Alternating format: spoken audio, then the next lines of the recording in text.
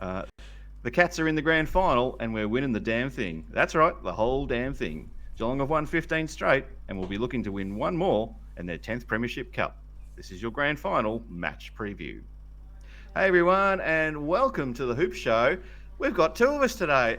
I'm joined today by Paul James, host of Behind the Play. How you going, Paul? I'm going well. Sufficiently nervous going into Saturday. I've been kind of up and down. Not that it matters at this point because the result is the result, but certainly since Friday when we got the win, I've been going, who do I want to play? And now there's moments where I'm going, geez, I wouldn't mind playing Collingwood, but it doesn't matter because we're playing Sydney. It doesn't matter anymore. It is who it is. So let's just make sure we're the best team on the day.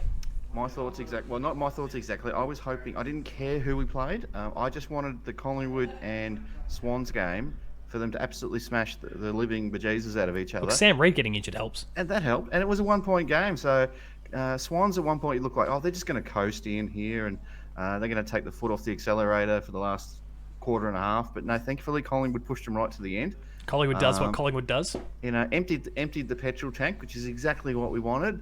And yeah, we come up against it's an interesting one, isn't it? We'll get into the predictions and so forth. But Geelong is coming off a pretty easy win against the Lions, and Swans are coming off an arm wrestle against Collingwood. So we'll see how that all plays out when the two come together in 2 days' time, I believe. In 2 days and 3 hours or something like that. It's very close, Paul.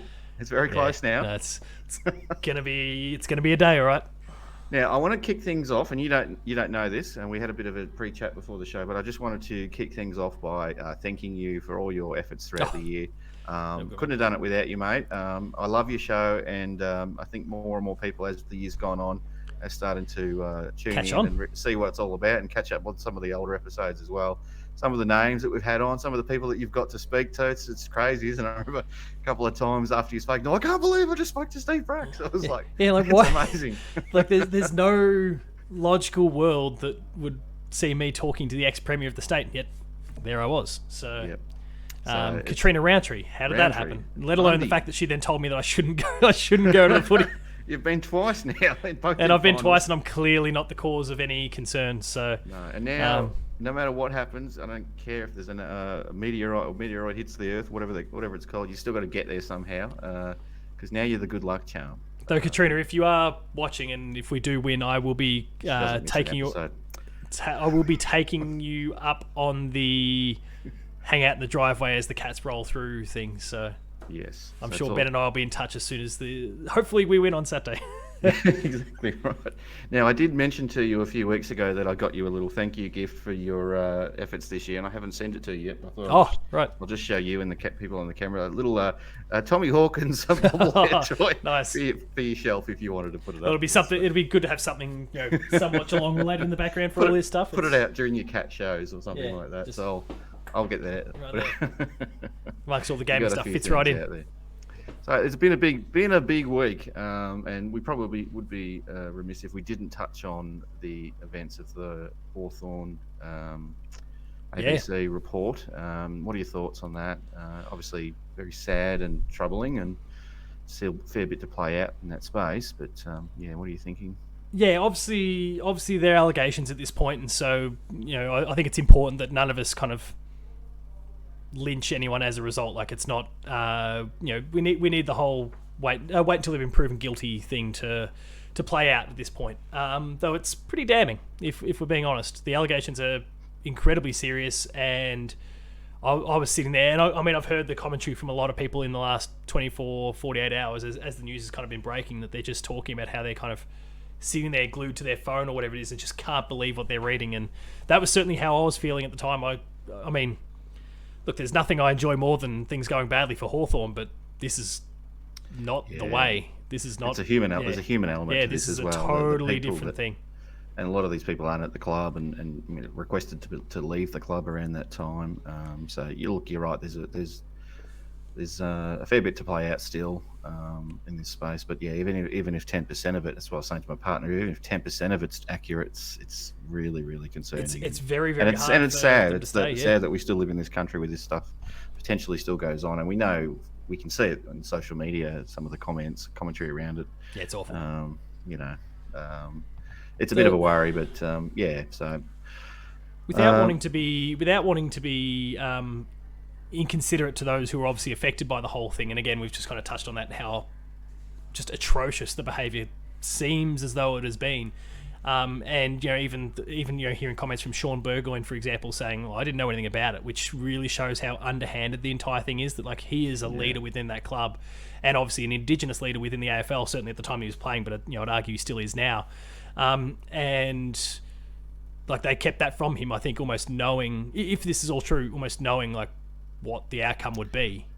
Exactly. Yeah. Which is a real shame. But the other part that is again far less serious, but ultimately for our game, still kind of important, is the potential consequence. Not so much for Brisbane, but for North. I did feel bad, and we had Seb, one of our guests, on early in the year, and my first thought, well, not my first thought, but one of my thoughts went to him around. He would have been so excited to get Clarkson to the club, and now it's not looking great, is it? Yeah, and I mean, even the club itself, like whether Clarko stays or goes, like decisions have been made. Players have signed on at this point. There's been a host of decisions made based on the fact that Clarko is going to be there. And now there's a distinct possibility, maybe even a highly likely possibility, that he won't be after all this is said and done.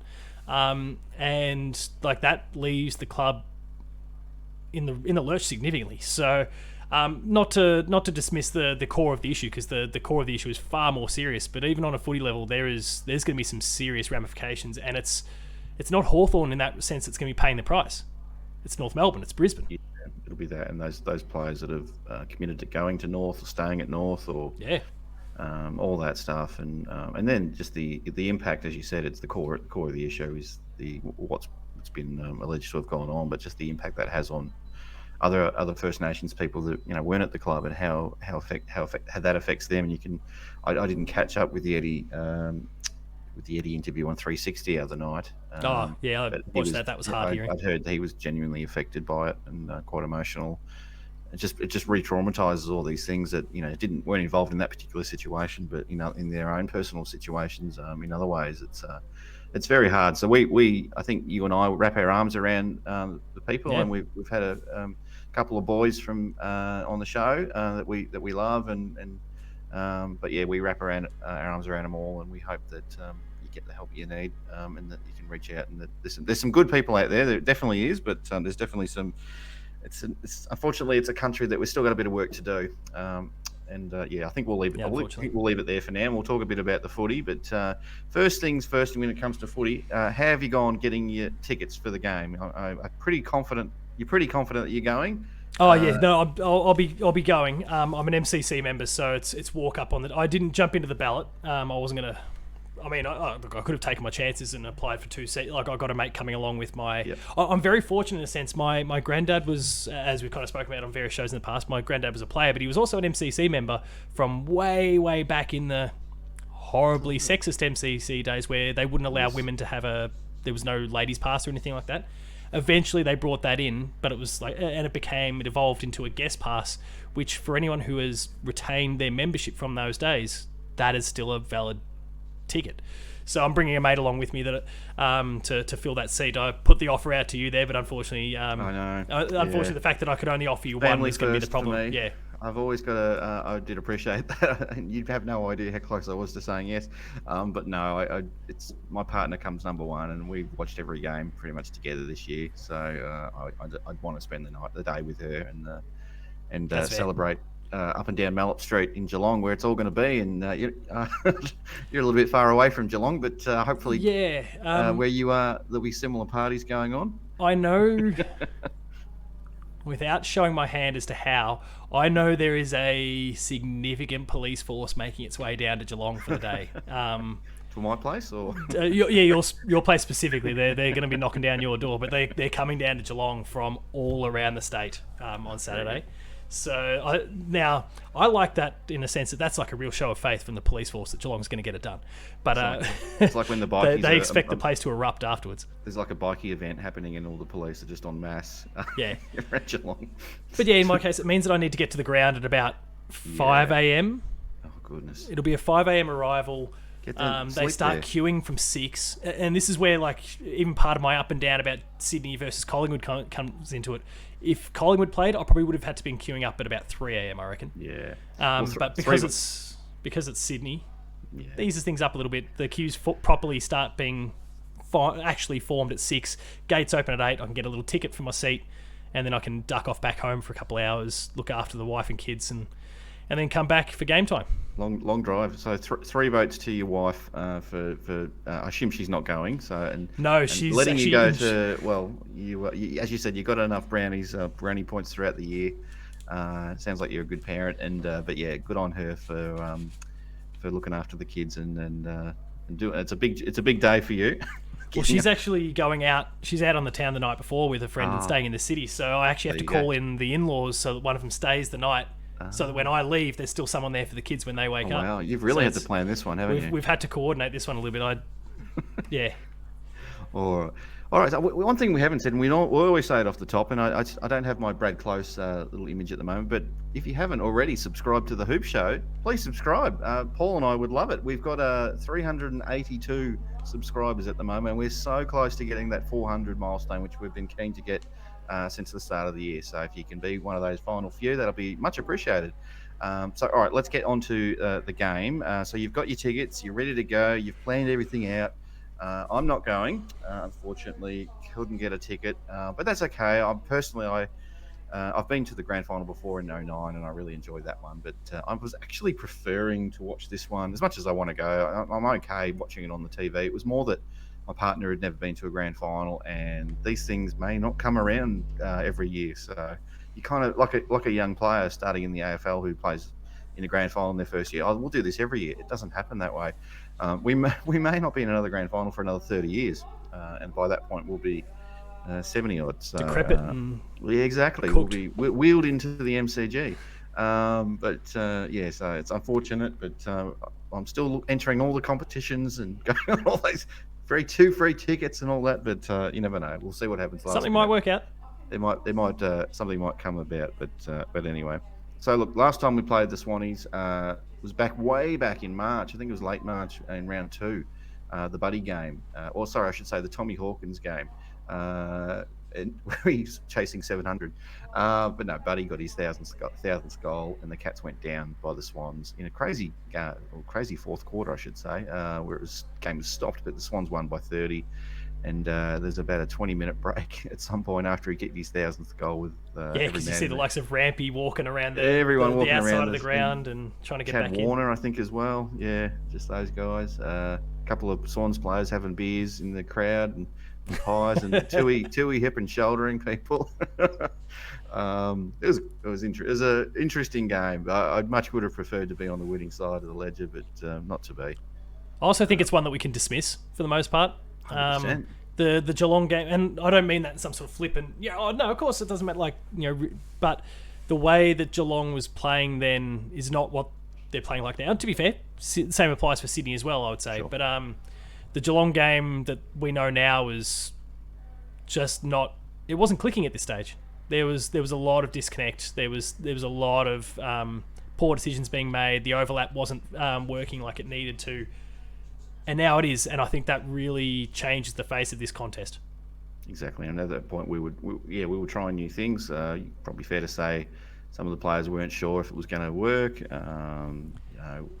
Especially when you're looking at going 1-1, and I think we were even 2-2, and I can't remember. I think we were really struggling the first 5 or 6 weeks, 8 or 9, well, even 8 or 9 weeks really. And we lost that game to St Kilda in round 9. I haven't lost since then, but even at that point, a lot of the fans on the socials were, is this going to work? It needs to work pretty soon. And the coaches and the players, well, definitely the coaches just stuck with the belief the whole time, and eventually things turned a little bit. But yeah, I agree with you 100%. Cats are a very different team to what they were at that point in time. There's a lot of players that have really figured out their roles, and Brian Myers would be one of those ones that was really struggling at the start of the year, especially coming off injury and pretty much no pre-season either. And Jack Henry at the time too wasn't around, and Meningola's not on the side, but he was coming back, and Gary Rowan. And the Buddy variable itself, like the nature of that game, like the spectacle that was that game was a really strange sort of a night for both teams admitted it was a really weird sort of night. Sydney just knew that they needed to just pump it down one bloke's throat, and then eventually, like, the damn wall was going to crack. Now, that doesn't fly at the ground. The circumstances aren't the same. The stakes are very different. It's a team outcome that they're working towards this time, not a single person thing. So, like, it's all very, and again, all the stuff that we've already discussed. The way that the two teams are playing is vastly different. Both significantly improved, but very different. Oh, look, they match up well. Sydney match up well against us, and and the weather may or may not play a role. I'm not sure. It's going to be reasonably cold. Pardon me, sorry, reasonably cold and 15 degrees with maybe a bit of wetness underfoot. Definitely rain predicted in the morning. Possibly, we'll see how it goes for the rest of the day. But it could be interesting conditions. I don't know who. I think Geelong plays a little bit better in that with the bigger bodies and more experience, and at the MCG where it's a bit more open. And the style of game too. Sydney have kind of adopted a little bit of that kick mark possession game, whereas Geelong have embraced the Richmond patented chaos style up to a point. I think there's a bit more system to the Geelong way, but they've adopted that a little bit, and that, like, if it does start raining or if it is just slippery underfoot, that is going to favour the Cats a little bit. Not that Sydney's lacking in their big heavy hitters. I mean, you've got someone like Luke Parker, for example, who can still deal out a lot of damage with the ground ball. So exactly, and it's the last game of the year, and all the chips are on the table, and so that tends to throw up a few curveballs. Like there's fist could be thrown, and all this the way the teams come at each other. If it's just it's not going to be a normal game. Like it's winner take all, and so we need to be ready for that, not to lose our heads and like maybe in 89 and just maybe focus on the player, not the ball. Yeah. But we've got to be ready for anything. Interesting. I think Geelong's style this year, as you said, has been a bit of that Richmond bash and crash chaos footy. We've kept some elements of the control when we need to use it. The boys clearly know each other's games back to front. And the third element of it, or third or fourth element of it, would be that there's a lot of switching going on between, Stanley starts in the ruck and then goes forward or back, and then there's other players that take Blitzarve steps into that role. So there's a lot of just this sort of circular movement going on where they're switching roles, and it's almost. And then this question is, why does Stewart keep getting free? And it's all these little positional moves that are happening throughout the play, and the Geelong players just know each other so well, and they know their system so well now after 23, 24 games of footy this year. That it's just working perfectly for them. And saying that, look, grand final throws up some interesting things, and it may fall apart on the big day, but goodness me, is it working perfectly at the moment. Yeah, it's an interesting one. I think Geelong have been playing that game for a few years, but they haven't had the players in the right form, playing the right roles, that sort of thing, to actually execute on what they've been trying to do. Like there is a very clearly defined sort of, this is where Stanley contests the ruck. This is where Hawkins contests the ruck. If it's here, Blitzars will take it. X, Y, Z. Like they've got these things really clearly defined and outlined, but especially kind of in the defensive end, things kind of collapsed a little bit in that area of the ground when they went for this system in the past. Whereas now, like, the structure around it is right. When you do get that dump, clearing kick, they've got the right players. I mean, you got, like, Cameron obviously is such a presence, and the nature of what the role he's being asked to play draws a player out of that kind of zone, which allows Hawkins to come crashing through. Gary Rowan's playing good footy. You've got Stengel buzzing around the feet. Then you've got the likes of Myers and Close, for example. Like, if that ball does hit the ground, and especially like against a team like Sydney, it's going to happen a lot, because those McCartan boys are going to, they're going to win their fair share of contests, or at least break even their fair share of contests. But exactly the fleet around the feet are going to be there and ready, as opposed to, years ago where we tried this plan, it was all fine, they executed in the right way, but then the ball would be whisked away because we didn't have the right players at ground level doing the job. And it was the right.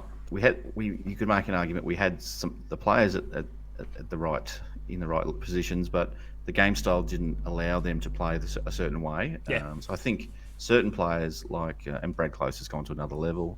Max Holmes really benefited from it as well. Atkins as well. Yeah, probably the one that's probably struggled with the game style, to my mind, would be O'Connor. He doesn't suited him. I think the control style probably suited him a lot more, a slow style of footy, but definitely those high those high forward roles, the small forwards that are like Closey and Myers and such. They've really benefited from it, and they've come into the game. All of a sudden, they just look magic. Yeah. It's where in years at the start of the year and last year, it's like, oh, come on. I mean, Closey's my number one. You know that, Paul. Oh yeah. But you know, those smaller forward types, they haven't had as much of it, and they haven't looked as dangerous under that slow. You know, it's been more built for the bigger forwards. So we got 2 Norm Smith medalists. Let's use them. But now we've still got them, but we've got these other elements to our game, which are bringing the Stengels in. Who's the other one? I forgot. How can you forget Tyson Stengel, all Australian? Yeah. Amazing. What a team, mate. What a team. We could just gush. Look, it could all fall apart, as I've said. And I want to ask you. That's probably a good, little segue now. Have you had any nightmare scenarios? Because I've had a few. What have you had any? Not actual dreams, but in your mind, have you allowed yourself? The God forbid if this happens. If this happens, yes, in the first quarter. Oh, I mean, it's Cameron. Stokesy dissipates his kneecap or something. Everything is around Jeremy Cameron. If that hamstring goes on him, it's over. I think. I feel like Jez is going to. Sorry, it's not over. It's not over, but. It's not over. And we've kind of proven that, I guess, like it's a fair while ago now, but 2011 is the proof there that one key forward goes down and the other explodes. And I guess if hypothetically he did go down, it changes the dynamic a little bit. Blitzarves probably has to go in defence so that Jack Henry can come forward, but we do have the versatility to do that, and we've obviously seen what Jack Henry's done when he's had to go forward over the years, and even notably this year against Richmond. Right. So it doesn't rule anything out, but I mean, if that were to happen, touching wood, if that were to happen, like the odds swing so unbelievably in Sydney's favour, it's not funny. Oh, it does, because he's probably the most key piece of our system, just because he does play those roles that he covers 2/3 of the ground beautifully and takes a mark, kicks a goal, great disposal, and they kept him goalless last time. And he's you could make I mean, he's the heart and soul of the club. Like, probably the thing I remember most this year, and my partner agrees with me, is just the way he celebrates his teammates. How good is it? How good is it? Like Gary Rowan takes him on the bench. He's like, he's on the bench. He's banging away. It's win or lose on the weekend. I'll remember his celebrations this year probably more than anything else, any more than any play, and it's been great. He's been great to watch, and even on the Brownlow the other night, he's getting into his watermelon with the fork. Did you see that one? Yeah, he's on camera, and then finally realizes he's on camera, and the awkward sort of look about the whole thing. Exactly. So the confession that he's just doing home renos all this week, like he's not stopping any of that. He's just doing what he needs to do until I think today, actually, as of when we record. Like, okay, that's it. Cue in the rack now. Yeah. He's getting all these tools from Cash Converters or something, is he? I don't know why he's done those ads. Oh, my goodness me. Terrible. My nightmare scenario is very similar, that Jezza goes out with concussion in the first quarter and the doctors won't let him back on.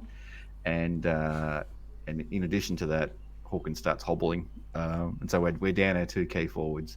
Hawkins is a shell of a man that he used to be, so we're struggling, and we've just got to somehow find a way to find goals with our 2. But I've had a lot of nightmares, and I'm overall though I'm very positive and feeling very confident. And I was having a chat with a lady at a milk bar the other day, and she's got all the Geelong decorations up. I'm like, "How are you feeling?" I'm like, "Oh yeah, she's confident." I'm like, "Yeah, I don't want to come off as arrogant, but I haven't been into a grand final actually feeling this confident. Even 2007, just because of the history of never winning a grand final for 44 years. This is the first time in many years I've actually felt very confident going into a grand final. I mean, that's a level of confidence that I can't share. But like Sydney have been the team going into the finals that I was the most anxious about. I'm really impressed with their pressure game, and I do recognise, and a lot of people have been talking about it this week, that it's when a team dials up the heat that Geelong struggles a little bit. Now, I think that data is skewed a little bit. Now, Collingwood obviously proved in that first quarter, like if you turn it on, you can, steer the game somewhat. But I think the data is skewed a little bit. Like Geelong's data is lower because we've dominated teams all for 2/3 of the year. So naturally, our rating's not going to be as high as it needs to be because we're retaining possession. We're getting a lot of clear and easy ball. So I think that metric is not 100% representative. I think we're the 14th ranked team in the comp when it comes to contested pressure, whereas obviously Sydney is number 1. But I do think that, like, and we saw it with the prelim, when the time comes, they can pull the Selwood and Dangerfield lever, Pull the lever, and push the button. and that changes the complete face of the game completely. So Yeah, exactly. We might not be the best pressure side in that way. We are in the forward 50, inside 50. We're fantastic. yeah, With our smalls. well, the way we retain it in there, from what Yeah. the smalls do to the way we kind of bottle it in as well. So Exactly. Yeah, it gives us plenty of opportunities there. Look, 15 straight wins, mate. We need one more. I think, what did we get in 2007? Was it 15 or 16? I can't remember, but we're in that territory anyway. We're very close. yeah, And what the streak started round 5 or 6 against Richmond, and then went all the way through to the final round when Port rolled us. can you imagine winning the grand final and rolling up round 1 next year, knowing there's a chance On a to go 16-game winning streak. chance to go 17 straight, and then 20's not. Oh, no, we're getting carried away. And as you know me, if you've watched this show over the year, I've been carried away ever since the pre-season review, the preview video that I did way back in February or whatever it was. I was carrying on that we're winning the damn thing, and we're going to win 19 games. I think we won 18 in the end. Win the grand final. Baby Guthrie's going to be huge this year. But yeah, I'm a little bit confident, and a bit of luck comes into that as well. Some of these predictions. Yeah, there's a few things that need to go right. And thankfully, we've got Pumpkin now, the cat. So we haven't lost since we've had him. So unless he gets run over, we'll keep him indoors. I think we'll lock him in. I think we'll lock him in the laundry for the next couple of days. How do we go about their forward line and the Buddy side? Like who takes Buddy? Who takes Logan McDonald? Who takes Heaney? Papley. Papley's the one that I'm not worried about. Buddy, he'll kick his couple of goals probably if it gets down there enough. But Papley's the one he's the energizer bunny for them, and he's the one that worries me the most. I feel like Busey's the right guy for that. Yeah, and I was worried about Busey going into last weekend against Charlie Cameron, but he did pretty well. So in his 150th, so I'd give it to Busey again. But look, if it's not working out, there's some other options there. It looks like Jack Henry seems to be the jack of all trades, and if it's not working, you throw Jack Henry on him. But you lose something there when you do that as well. So I think your versatility when you can throw him forward, and that's what we want to be able to do. Like every now and then, in parts of the game, I wouldn't be surprised if he started forward again, because how many times has he done that in finals and through the regular season? Well, if Sam Reed's gone, I think that is something you can try and pull on him a little bit, because they're stretched that little bit more when it comes to height or experience and height. I feel like Busey is the right way to go. I think I've heard commentary about Zach Toohey, but Zach Toohey, not the best finals for as brilliant as he is, and I wasn't even going to go down that kind of finals history path. I was more just thinking he can be a bit of a hothead sometimes, and Tom Papley gets off on that. He rises when the opponents gets really aggressive and starts pushing and shoving at him. Now, it's not to say Busey can't do that either, but Busey's still a bit more see ball, get ball. He does. He'll, for the most part, he'll ignore that in the hopes that he can push in front of Papley at one point, get the possession, and then just burn him going the other way. Like that's all he needs. So I think, as well as being a fantastic matchup for him, I think in terms of preventing Papley from having what he wants, which is a hot-headed opponent, I think Busey ticks all the right boxes. Yeah, I think probably my worry is more at the other end for us, how we enter forward 50 with. I don't know. We can't dump it in there. Exactly, just bombing it long every time. I just have bad memories of Sydney games that I've been to where their tall backs are just intercepting marks over and over and over, and we just don't change the way we're entering forward 50. So, look, we've got 2 common medalists in there and a few All-Australians and whatnot, and so you'd back yourself, but it's got to be multiple ways, to get inside 50. And look, we've got Duncan now; he's looking okay. Paddy's back in form. He's had a good game against the Lions. That's one that we can take advantage of. I know we spoke obviously pulling the Paddy lever in the midfield, but I mean, I'm sure you recall some times where Paddy has made an absolute mess of someone like Rampy, for example, who's one of their most important defenders. Yep. Again, maybe in a similar way that we go, Jack Henry. Yep. If the midfield is at least breaking even, and statistically we should be on top of them, but even if we're just breaking even, then I think you go, okay, Paddy, go forward, make Rampy play on you, and he won't be able to go with you. No. I think that might be a potential way, and that becomes as incredible as it might sound. It's Stengel, Hawkins, Cameron, get out of the way, clear room for him, and let him play out of the goal square. Who's going to, out of our players, who do you think, and maybe you can talk about Sydney in this regard as well, who's going to stand up for us? I'm not asking you for a normal medal prediction at this point, but who's that player that you think is just going to play well above expectations? So, again, not the best player on the ground necessarily, but who's that one Geelong or Sydney player that you think, maybe both, that you think is just going to have the game of their life? And we're going to be talking about it like we talk about Harry Taylor in '09 still, and against Rewalt and all that. I think it could be Blitz for us. I feel like he is primed to play, and he didn't have a great qualifying final. I know there was talk that he was a little bit sore or whatever going into it. He didn't have a great, setting that aside, he didn't have a great qualifying final. His prelim was pretty solid. He was kind of obviously playing the role that we discussed before with the ruck, but also kind of when he wasn't involved in that, he then went squashed Neil. He'd float around. He was doing kind of what he did against Melbourne, and I feel like he's primed to do that exact same sort of role again this Saturday, where he goes and rolls onto Parker, does the job there when he needs to. We'll stretch Parker for height, but we'll be able to go with him in every other sense. He can float defence. If things are starting to get a little bit out of hand, he'll go over there and he'll get in Buddy's way and do those. I think he's the one that could just go like everywhere you turn when Sydney's trying to get the game on their terms. He could be the one that's in the way, and I feel like that's the potential role for him this weekend. Not just that ruck role, which he does a fantastic job of, but I think he can then do that and then interfere with Buddy and then go maybe concede he's not even going to necessarily win the tap against Hickey, contest and be ready to just go straight wherever I see Parker, just drop straight down onto him, whatever the case happens to be. I think Blitzarves could be that role. Interesting. Meanwhile, for Sydney, I'm just worried about Paddy McCartan. Yeah, it's funny you say that. I was going to say exactly the same player. Paddy McCartan for me for Sydney is the same player that I'm really concerned that he'll just. I don't know. The story he's not going to hurt us the other way, final, but it's how he stops Hawke. Yeah, exactly. That'll be the story of 2020 grand final if the Swans win it, the Paddy McCartan story. And I'm like, oh no, I don't want that to be written.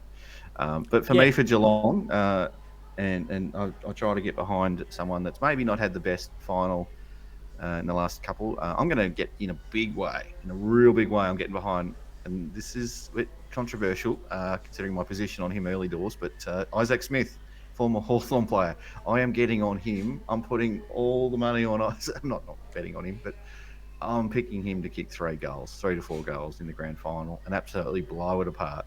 Well, depending on what happens with Max Holmes, there could be a lot that has to fall his way. Exactly. Yeah, I think Max Holmes will get up. I think we haven't talked about him yet. I think we'll touch on him next. But yeah, I think Isaac Smith, one of our wings, I think he's just going to have the grand final to dream of. And yeah, don't be surprised if he kicks 3. Is my wild prediction, which I was going to say for later. But he's my game breaker. And as I said, Paddy McCartan for Sydney, he worries me. Look, Papley's a pain in the ass. He worries me too. But I don't. I think it'll be. He might kick 1 or 2. Good on him. Good on him. In a 60-point loss, that'd be great. So Max Holmes. Let's get on to Max Holmes. Are you nervous about him? I'm more and more. I'm hearing that he's going to play. Well, he's at least going to get named when the teams come out tonight. Yeah, it sounds like naming won't be an issue. And he's increasing his load, and there doesn't seem like there's been any issues from day to day, which is a fantastic sign. Sounds like what did Paddy say? Something about his the genetic freak or something. Genetic freak or something along those lines. Yeah, it sounds like everything's shaping up well, but they'll give him till. It sounds like they're not going to give him till the day of. I don't think they want it to be a late thing because you want to make sure that you give, whether it's Menegola or Parfitt, most likely, all the time they need to mentally get themselves in the right space. They don't want to feel rushed on grand final day. But I'm feeling good about it. The fact that he's still got today to prove himself, get named, tomorrow to then prove himself to be ready for Saturday. That's it. Well, they have the helicopters flying over like they did with Stevie J in 2011, proving his fitness. And I think, what was the guy's name? I can't remember. Poodles, they used to call him. Can't remember his actual name. They were testing him out a little bit in 2011. So you get the helicopters out, Max Holmes. It was great seeing him run around at the family open training session. Yeah, the open day. And everyone's cheering him on. He's got this smile from ear to ear. It was just wonderful footage. Great to see. It was interesting hearing some of the, again, I think it was some of the players talking about it. It's wouldn't take much for him to go, oh yeah, sweet, everyone's cheering on, push that a little bit harder and do himself in. So a lot of self-discipline required there. Good work, mate. Just pull back a little bit. I think in terms of the subs for the game, I think Holmes will play, but I would like to see Menengola just because he's been a winger. I think you probably want him. It's a risk either way, but do you have O'Connor again, third time round as the medical sub? I don't know. What would you do if you're with the coaches and making the call on this one? If you're assuming Holmes plays, who are you having as that? Yeah, it's still a tricky one though, because are you making a call based on still the possibility that like he's 90% there, but let's then say it goes Kings on in him? the third quarter. Who do you want to come on in the third quarter? Probably Sam Menegola. Yeah, I mean, I feel my heart breaks for Parfitt. Not so much for O'Connor. I think his time will come, and if he'll get other opportunities. Let's think Parfitt and oh damn, who'd we? Yeah, I mean, look, Parfitt will get his chance. Yeah, Menegola has proven himself. Like I still think back to 2020 and like the clutch positions he found himself in when all the chips were down against us, and he was dobbing him from 50 meters out. He's captain clutch for sure. Yeah. Just he can turn it over sometimes during the regular season, and that's the stuff we remember because it's just when he does that, it's horrible, and you tend to focus on that a little bit. Yeah. But he's an elite runner, can kick a goal. Just some of the decision making, like Holmes. What has he just turned 20? Some of the things he's doing as a 20-year-old, and I'm still holding to my prediction that he's still the number one ranked winger in the game at the moment. He'll be top 5 in the AFL competition, no matter what the position is next year, and I'm sticking to that. I think his trajectory is so strong at the moment. Feeling very confident. Yep. Look, as we start to wind things down, Paul. Again, thank you for coming on the show the whole year. What's your? Clearly, you want the Cats to win on the weekend. Do you have any special wish lists other than a win? Like, is there anything you're hoping to see, hoping to experience? What's your prediction as well? Roll that into this question as well. Look, some mates hit me up because they want to tee up a quaddie for the game, and I just asked like everyone's just going to put one stake in the whole thing. So mine was that Brian Myers kicks 2 or more, which I feel is not unreasonable. But so I'm quietly hoping for the sake of potentially a monetary gain. I never bet, but in this particular case, I wouldn't mind Myers kicking 2 for a monetary gain there as well. Especially if things go south for us, then at least I've got some money potentially coming in. But in terms of what I want for the game, I'd love to see Gary Rowan have a good one against his old mob. On the biggest stage. Obviously, he's set himself up well with a great qualifying final. Was, I think, kind of ignored a little bit when it came to the prelim, but again, played a pretty solid game against the Lions as well. He just wasn't as necessary, I guess, for want of a better word there. I think, I mean, that's like those are kind of the 2 big things I really want to see. Obviously, would love. You talk about the story of McCartan, or we can talk about Hickey with his 4th club and finally getting to play a grand final. There's Stengel and everything he's gone through. Yeah, there's even Kennedy who's not playing, but will be there on the sidelines, watching on. Yeah, that'll be the Bob Murphy sort really of thing. The unfair, look, he's there celebrating probably with tears in his eyes if they're on the premiership dais, and there's so many stories, even from a Sydney point of view, but from Geelong as well. With Stengel, he was gone to the AFL. He was lost. You've got young fellas like Holmes and Sam de Koning, and they've just had no right to be in a grand final so soon. Baby Guthrie, big muscles. Z-Banger, how is he in a grand final?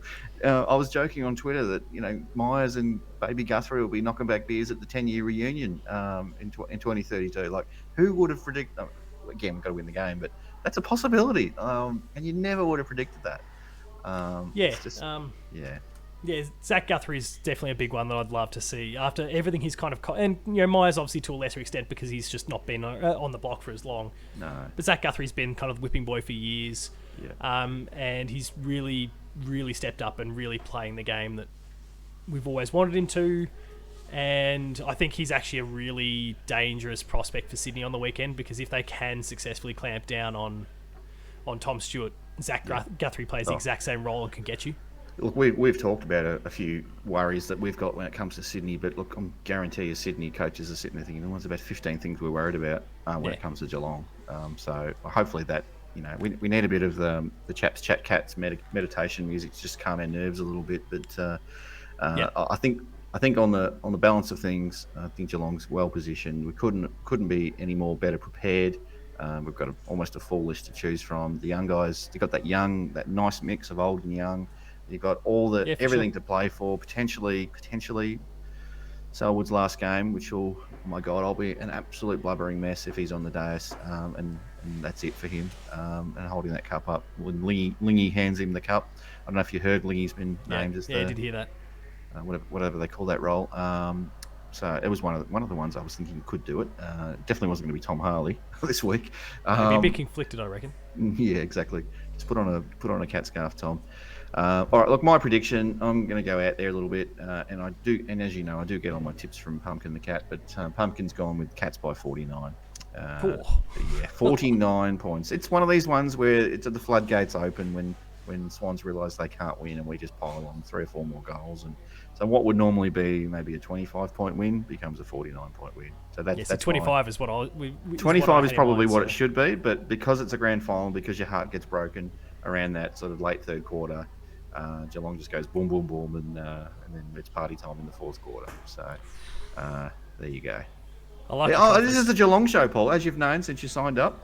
It's a Geelong show, and I'm a very biased Geelong supporter, and I'll always be ridiculous in my predictions. Sometimes they come off, actually, but yeah, I'm very one-eyed. And all good. So we'll wrap it up because I know you've got some family commitments and all that. But thank you very much, Paul, for coming on the show again. And no worries, not at all. Enjoy your 2 public holidays and a bit of mourning for the Queen. Yeah. But it's a nice day out there. So we'll do a bit of lawn mowing. That's what I'm going to do. A bit more of that, gardening and so forth, and get ready and get into my little headspace for the next 48 hours. Anyway, Cats fans, thanks for tuning in. As we always say, please subscribe. Let's get to 400. Help us get there. We've got some bigger things planned for next season as well, Paul and I. So we'll talk about that probably at some stage over the next few months. But we'll catch up again and we'll share all that again. But we've got plenty of content coming after the grand final as well. So stay tuned for all that, and don't forget to spread the word. And go Cats!